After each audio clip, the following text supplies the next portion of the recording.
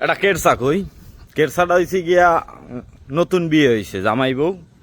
তাই বিয়ে হওয়ার পরে কয়দিন পরেই বাড়ির পাশে আবার ওই যে হুজুর আইছে ওয়াজ করতে। তা হুজুরে ওয়াজ করার মধ্যে এক পর্যায়ে কইতে আছে, কয় নতুন বিবাহের পর একবার সহবাস করলে 70টা ইহুদি মারার সব পাওয়া যায়। তো এই বউ শূন্য, বউ তো খুব খুশি। জামাইরে দিয়ে একটু পর পর ইহুদি মারায়।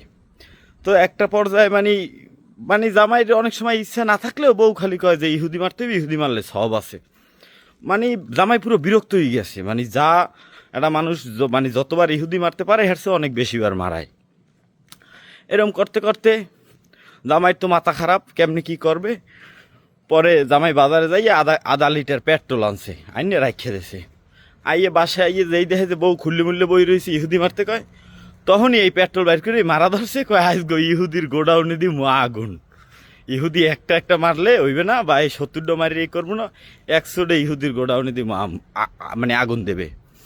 তো বাংলাদেশের ওই যে আমাকে দীপ্তি আপা আছে, আর ওই যে সাংবাদিক পানি লাগবে পানি, আমরা ইহুদির গোডাউনই আগুন দেবো ইনশাআল্লাহ, সময় আসুক।